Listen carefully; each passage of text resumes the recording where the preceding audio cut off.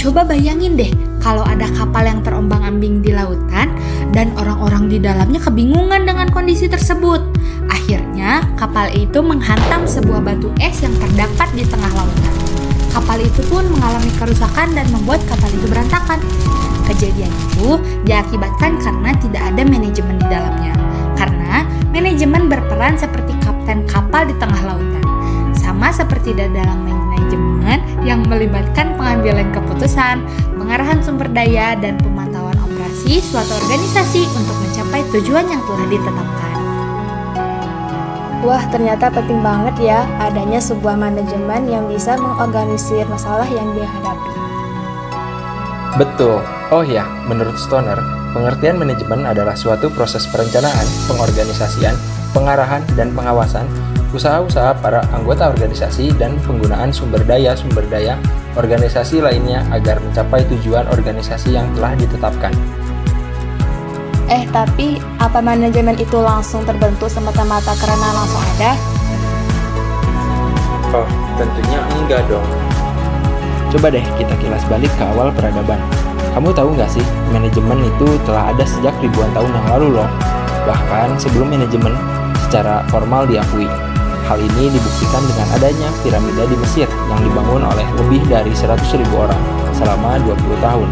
Pembangunan piramida tersebut membutuhkan perencanaan, pengorganisasian, pengarahan, dan pengawasan yang merupakan prinsip-prinsip dasar manajemen. Selain piramida di Mesir, praktik-praktik manajemen juga dapat ditemukan di kota Venesia, Italia pada abad ke-14. Penduduk Venesia mengembangkan bentuk awal perusahaan bisnis dan melakukan banyak kegiatan yang lazim terjadi di organisasi modern saat ini. Selain itu, sejarah juga membuktikan pemikiran manajemen pada tulisan piramida zaman Mesir kuno yang mengenalkan prinsip dasar manajemen seperti kekuasaan, tanggung jawab, dan juga keahlian. Ada juga loh Babilonia Code Hammurabi, buku Plato tentang republik, dan pemikiran Alexander Agung di abad ke-16 mengenai awal dari manajemen. Wah, ternyata manusia itu bisa melakukan evolusi pemikiran ya. Menarik nih ternyata. Bukan hanya itu loh. Waktu kan terus berkembang, manusia juga berevolusi untuk membangun pemikiran-pemikiran yang baru khususnya di bidang manajemen. Sampai lahirlah beberapa teori manajemen loh. Wah, kira-kira teorinya apa saja ya?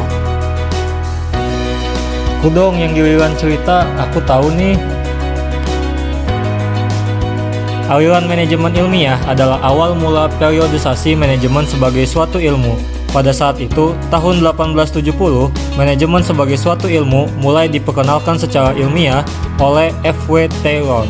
Aliran ini bermula saat Taylor merasa tidak puas dengan hasil kerjanya sebagai engineer suatu pabrik. Pada saat itu, produktivitas dikatakan hanya tergantung pada ketersediaan tenaga kerja. Hal ini berangkat dari suatu anggapan bahwa mesin, peralatan, bahan baku, tanah, bangunan, dan faktor produksi lainnya akan mengikuti ketersediaan tenaga kerja.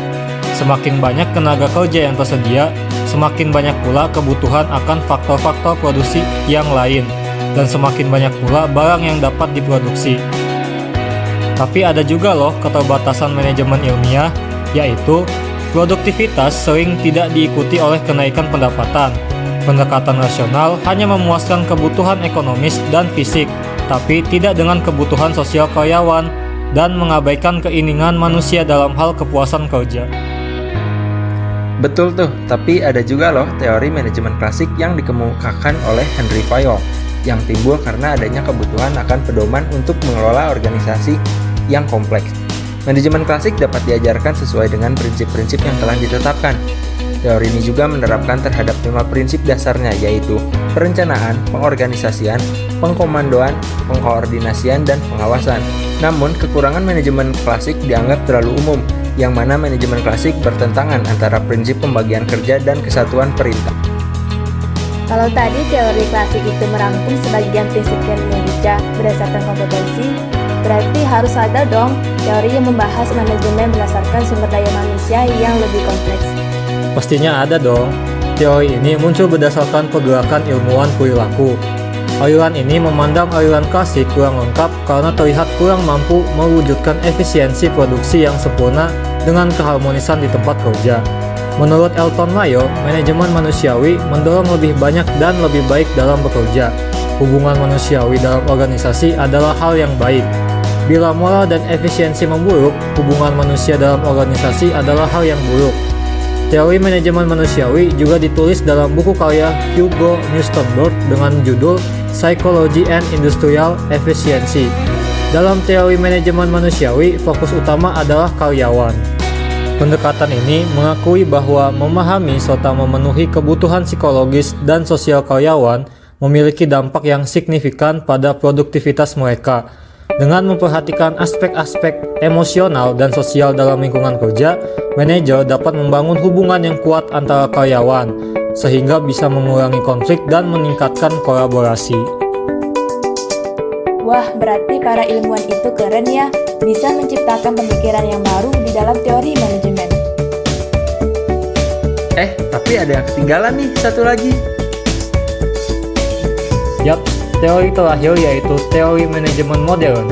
Secara deskriptif, manajemen modern ini merupakan sebuah pemikiran yang mana menitik beratkan pada konsep berpikir di mana pada eksekusinya banyak melibatkan ahli manajemen yang juga berakal dari adanya pemikiran yang berdasarkan pendekatan, arahan, dan beberapa teknik yang diterapkan oleh individu yang terlibat sebagai sumber daya di dalam lingkungan tersebut. Pada tahun 1961, Harold Kunz mempublikasikan sebuah artikel yang memperkenalkan apa yang disebut manajemen jungle theory. Menurut Kunz, setiap pendekatan yang teridentifikasi dalam manajemen memberikan sumbangan pemikiran pada teori manajemen. Kunz berpendapat bahwa pendekatan sumber daya manusia dan pendekatan kuantitatif hanya merupakan sebuah alat atau tools, bukanlah sebuah metode dalam manajemen. Teori ini juga meliputi beberapa pendekatan seperti pendekatan sistem yang berkaitan dengan hal internal eksternal dan juga pendekatan excellent untuk mengarahkan sumber daya mencapai sesuatu yang excellent. Wah, ternyata manajemen itu penting banget ya. Betul banget, apalagi seperti ada lembaga informasi yang butuh manajemen pengelolaan untuk pengembangan koleksi, pelayanan perpustakaan, dan juga beberapa layanan yang lainnya. Betul nggak? Jelas, supaya kapalnya nggak terombang-ambing kayak cerita tadi, harus ada nahkodanya. Supaya lembaga memiliki struktur pencapaian yang jelas, harus ada manajemennya.